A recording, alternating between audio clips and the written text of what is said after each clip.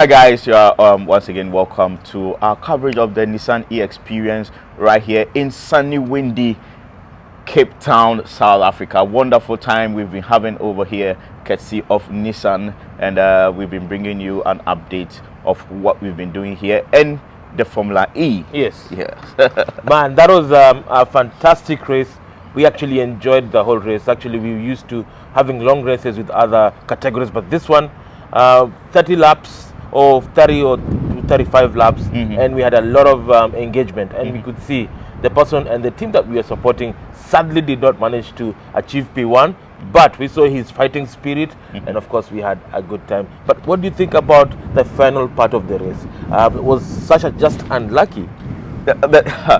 I mean, I don't know how to describe it because I thought it was a done deal. Yes. You know, I thought it was a done deal. But like, it just goes to reinforce what we've been saying about motorsport. It is not over until it's over. Anything can happen. I mean, you can be on top, but anything can happen. I mean, the gentleman fought very well.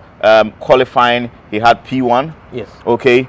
Then along the line, Cassidy overtook him. Yes. But and at the point, he even went to third. Yes. But he was able to pull off some fantastic overtakes. Yes. And came back to second position. Yes. And we all thought he was going to finish in that position. Unfortunately, he spun out, you know, at the very, very last, I think 2 corners, right? Yes, 2 corners. And he tumbled down. It was so unfortunate. But the learning curve that I've seen from him is going to be a fantastic driver. He's the driver to watch, and perhaps he might just win the championship either this year or next year if he has better luck. Of course, the next round will be in Sao Paulo in Brazil. So us guys will keep you updated. And remember, we announced that we're going to be doing a double lives on our Instagram, YouTube pages. Yes. And we are going to give you more details about what's going to happen in other parts of the world when it comes to Formula E. I mean, watch our spaces. For me, it is the right channel. Okay. Yes. On the right channel, it's all about cars and motorcycles.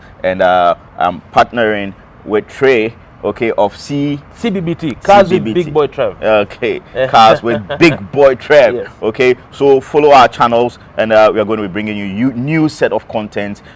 Periodically, we are going to review the auto scene. We're going to give you news, scoops, and all the things that we can glean out for all our connections in the space, and especially on the African continent. Absolutely, East meets West. Yes. Ghana is a fantastic country, and of course we have a very close relationship with Ghana, and Kenyans do love Ghanaians and vice versa. Yes. So make sure you catch the best of motoring from the East and the West, Yes. and we're going to give you all the details about what's coming next. Good. I know this year is going to be a big year for Nissan, quite a number of new products that are coming, so definitely we'll keep you posted on what's happening across the world. Yeah, like Trey said, I mean, it's going to be wonderful in the coming months. So many things are coming up, and we've enjoyed our time here in sunny, windy Cape Town, as I call it. You know, yesterday was so windy; it was about blowing us off our feet. But we still persisted, and we had a marvelous event. And in the evening, we had a hangout, and it was marvelous with all the motoring guys in South Africa, Kenya, Nigeria.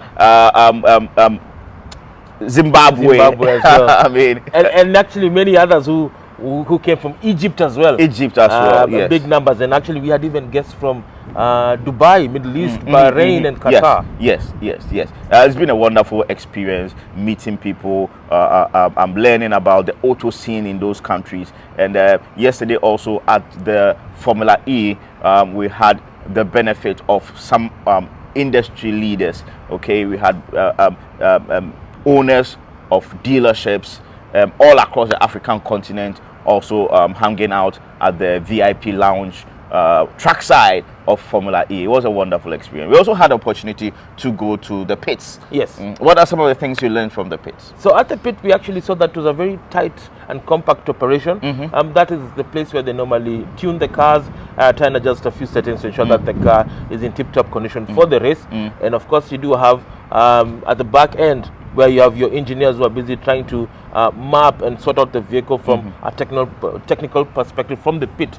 And it was a learning experience because you now know that, in fact, the head of the Nissan team, Tommaso, he actually said the number of people working on the car, physically, the mechanics, were similar to the people behind the keyboard. Exactly. So it is very well No, funded. the thing about Formula E, the thing about Formula E that we all need to avert our mind to is that it is very, very much a keyboard game. Okay, now the cars are very, very, very similar. I mean, no matter who builds the cars. I mean, for Nissan, they build the cars for the Nissan team, and they also build the car for the McLaren team. So those two cars are the same, identical. But after they deliver the car to McLaren, and they also take delivery of their cars, how they program the cars to manage the energy, manage traction, manage regenerative braking is all up to them. And every track will determine how those guys are going to program and set up the car so that they can get maximum from the cars. I mean, if you look at Cape Town, the city track that they set up in Cape Town, it was a very, very, very fast, track, and it manifested itself when Sasha Finestres set the fastest, the record in terms of Formula E fastest top speed. Yes, the fastest Formula E top speed record was set yesterday by Sasha Finestres, and it tells you how fast the track is. And now, if the track is fast, it means that the cars have to be set up electronically or software wise in a different way, and it's been marvelous. Learning about all these things is very, very, very interesting. Absolutely, and the first time in Africa as well, so it was a great learning. You can see the enthusiasm from the South African people, very welcoming. That's the African way of introducing things, and we hope to see even next year, hopefully we'll be here as well. And just to give you a breakdown on what's going to happen with the Formula E world, so we're excited. And we're looking forward to actually even participating in other Nissan races. So stay tuned. But Trevor, before we switch off Formula E, I had a chat with Sebastian Buemi. Yes, I saw that. And also the race winner. Behind the scenes, I had chats with these two guys, and they all attested to the fact that it was a very fast track, but the downside was that it was a bit bumpy. And sometimes, the winds in Cape Town can just decide to come from nowhere, and they keep shifting. So it made the cars a bit unpredictable. But for them, it was a challenge that they needed to surmount. So they are interested. I mean, Sebastian Buemi mentioned to me that he will come back to Cape Town to race on the city track, which gives me the hope that, the Cape Town track, or the Cape Town Formula E is here to stay. Looking forward to it, man. Guys, thank you so much for just joining us in this journey. Again, if you like to follow us on our social media channels, for me, it's CBBT_TV on all platforms.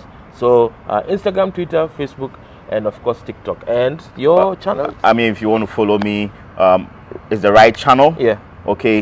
On all platforms. But you can also get me on Facebook. My personal account is Edward Opoku, and my Twitter is @Edipoku, and on IG it is Mifri Asante, MEFRIASANTE, Mifri Asante. I'm an Ashanti man.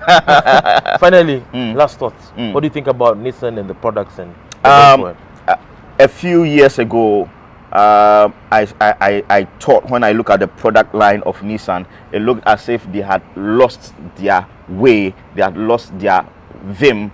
The product were lackluster. They weren't matching up to the competition. But today, when I look at their product lineup, they are firmly in the middle or the top portion of the competition. And one aspect that interests me most is the attention to detail and quality.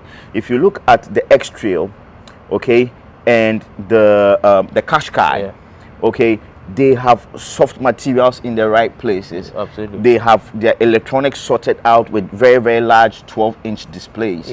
And even the driver cluster is also full LED. And most of the trims have the HUD as well, which is really, really, really good. And for the price point that they come at, it's very, very difficult to get all these things in other premium products. Absolutely.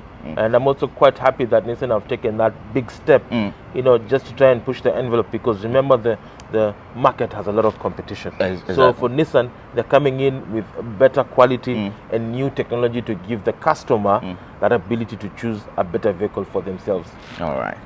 Guys, it's been good having you. It's very great to know that when we put up content like this, you are ready to consume. And all that we will beg of you is to continue to follow, like, subscribe, and share, and tell the whole world about what we are doing, so that, like I always say, we can bring you bigger, better content. Thank you. See you guys next week for our first live. And thank you so much for joining us. Yeah. Take care. Right. Bye. Bye.